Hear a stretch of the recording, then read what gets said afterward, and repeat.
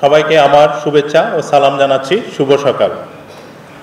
গত 14 জুলাই 2025 তারিখ কক্সবাজার বিয়াম আঞ্চলিক কেন্দ্রে স্বরাষ্ট্র মন্ত্রণালয়ের মাননীয় উপদেষ্টা লেফটেন্যান্ট জেনারেল অবসরপ্রাপ্ত জনাব মোহাম্মদ জাহাঙ্গীর আলম চৌধুরী মহোদয়ের সভাপতিত্বে মাদক নিয়ন্ত্রণ বিষয়ক একটি বিশেষ সভা অনুষ্ঠিত হয়।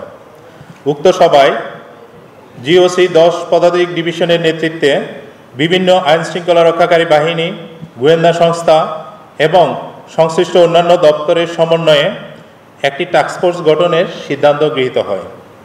তৎপ্রেক্ষিতে স্বরাষ্ট্র মন্ত্রণালয়ের প্রজ্ঞাপনের আলোকে গত 20 জুলাই 2025 তারিখে রোহিঙ্গা ক্যাম্পসহ কক্সবাজার এলাকায় মাদকদ্রব্য নিয়ন্ত্রণের জন্য টাস্কফোর্স গঠন করা হয়।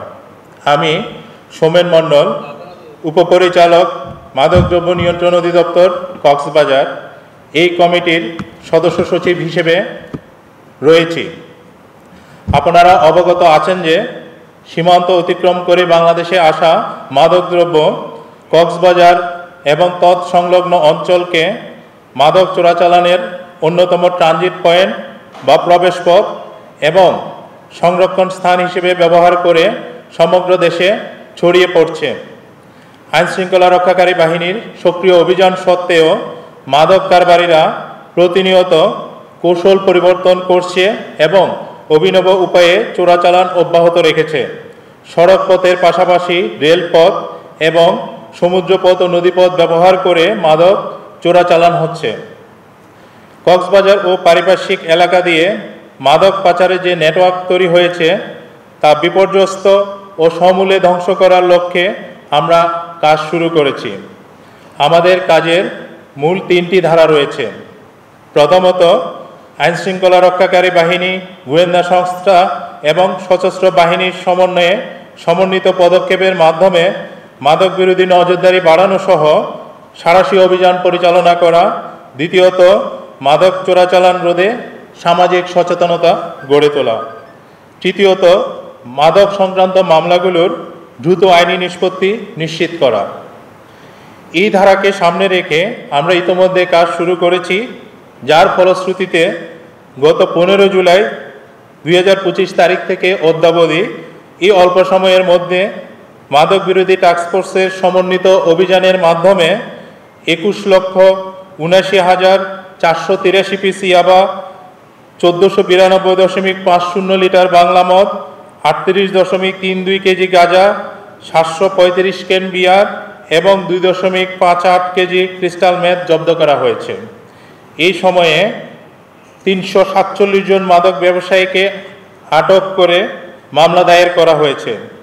আমাদের এই টাস্কফোর্সের কার্যক্রমকে আরও সুসংহত করতে আমরা আপনাদের সহযোগিতা প্রার্থনা করছি। এই টাস্কফোর্স মাদক চোরাচালান রোধে সামাজিক সচেতনতার উপর বিশেষ গুরুত্ব আরোপ করে। সামাজিক সচেতনতা বৃদ্ধি করা গেলে মানুষ নিজেরা যেমন মাদক গ্রহণ থেকে বিরত থাকবে, মাদক কারবারিদের বিরুদ্ধে সামাজিক প্রতিরোধ গড়ে তুলবে এবং প্রয়োজনীয় তথ্য দিয়ে আইনশৃঙ্খলা রক্ষাকারী বাহিনীকে সহায়তা করবে। দীর্ঘমেয়াদে এই সচেতনতা একটি সামাজিক আন্দোলনের রূপ নিলে আমাদের ভবিষ্যৎ প্রজন্ম মাদকের ভয়াল থাবা থেকে রক্ষা পাবে। শিক্ষক, স্থানীয় এবং ধর্মীয় নেতাদের সমাজের প্রতিটি স্তরে, স্কুল, কলেজ, মাদ্রাসা এবং রোহিঙ্গা ক্যাম্পে কার্যকর সম্পৃক্ততার মাধ্যমে সামাজিক সচেতনতা গড়ে তুলতে হবে। এই বিষয়ে আমরা আপনাদের সর্বাত্মক সহযোগিতা কামনা করছি। আমরা বিশ্বাস করি সকলের সম্মিলিত প্রচেষ্টার মাধ্যমে কক্সবাজার অঞ্চল দিয়ে মাদকের চোরাচালানের যে নেটওয়ার্ক তৈরি হয়েছে তা আমরা বন্ধ করতে সক্ষম হব এবং আমাদের ভবিষ্যতে একটি মাদকমুক্ত বাংলাদেশ গঠনে অবদান রাখতে পারব ইনশাআল্লাহ। আপনাদের সদয় উপস্থিতির জন্য সকলকে আন্তরিক ধন্যবাদ জ্ঞাপন করছি এবং আমরা প্রত্যাশা করি আপনাদের এই সহযোগিতা সবসময় অব্যাহত থাকবে। আমাদের এই টাস্কফোর্স গঠনের পর আমাদের এই প্রথম প্রেস ব্রিফিং, আমরা এই প্রেস ব্রিফিংয়ে আমাদের কার্যক্রম এবং সাম্প্রতিক যে অগ্রগতি সে বিষয়ে আমরা আপনাদেরকে অবহিত করেছি। আমাদের আজকের যেহেতু এটা প্রথম সেশন, আমরা আপনাদের থেকে প্রশ্ন নেওয়ার কোনো পরিকল্পনা নেই। তারপরে যদি আপনাদের দুই একটা কোশ্চেন থাকে আপনারা আমাদেরকে করতে পারেন। আর আপনাদের জ্ঞাতার্থে জানাচ্ছি, আমরা প্রতি পিরিয়ডিক্যালি আমরা আপনাদেরকে এই বিষয়ে কাজের অগ্রগতির বিষয়ে ব্রিফ করব। তা আপনাদের সাথে আমাদের সবসময় দেখা হবে এবং আমাদের কাজের অগ্রগতি সম্পর্কে আমরা আপনাদেরকে অবহিত করব।